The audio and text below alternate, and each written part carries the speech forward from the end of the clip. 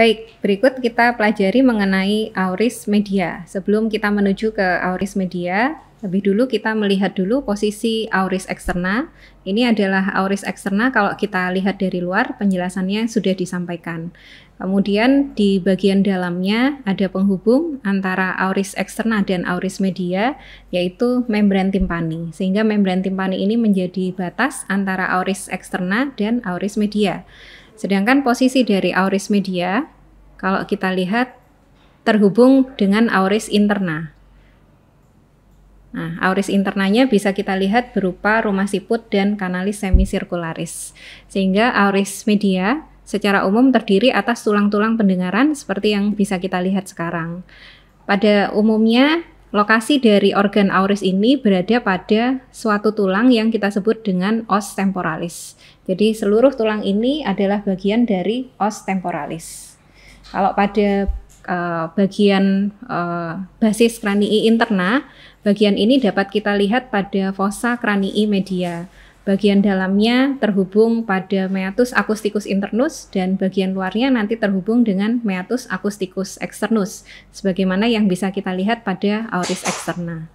Ini adalah tampak luar dari meatus acousticus externus.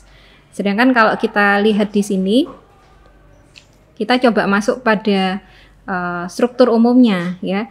Pada auris media ini dibagi menjadi dua bagian. Ada bagian yang sejajar dengan posisi dari membran timpani. Nah, bagian ini kita sebut dengan cavum timpani. Sedangkan bagian yang berada di atasnya, jadi bagian yang ini kita sebut dengan recessus epitimpanicus.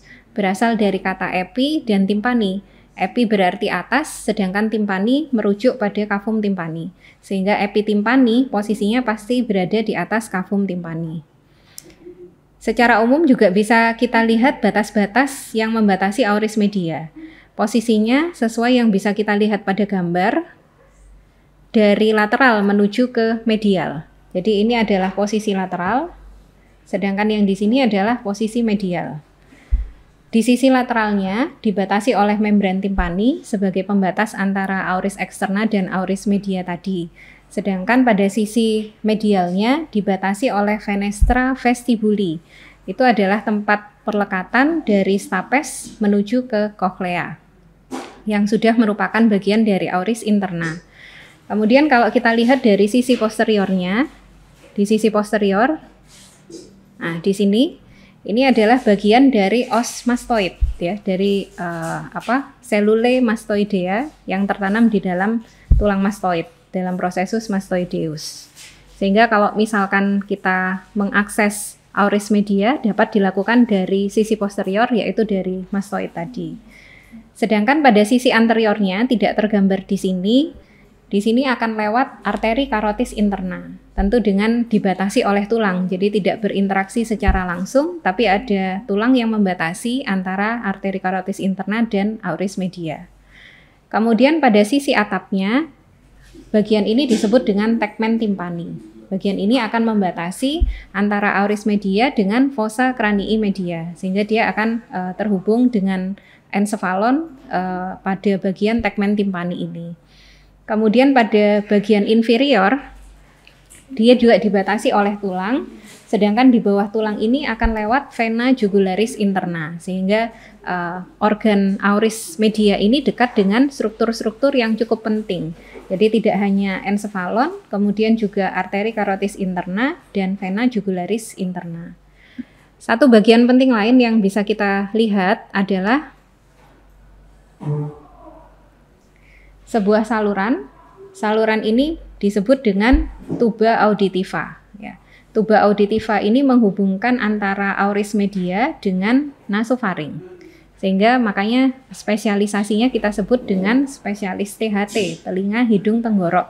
Karena dari telinga akan terhubung ke tenggorok melalui tuba auditiva ini, sedangkan dari nasofaring akan terhubung dengan cavum nasi. Sehingga kita sebut dengan THT, telinga, hidung, dan tenggorok. Tuba auditiva ini penting karena dia berfungsi untuk menyamakan tekanan yang berada di auris eksterna dan yang berada di auris media. Dengan kata lain, menyamakan tekanan pada dua permukaan dari membran timpani. Sehingga ketika kita proses penyamaan tekanannya dilakukan pada waktu kita membuka mulut, menutup mulut ya, membuka menutup mulut pada waktu mengunyah begitu, itu terjadi penyamaan tekanan di antara kedua sisi dari membran timpani. Kemudian kita masuk pada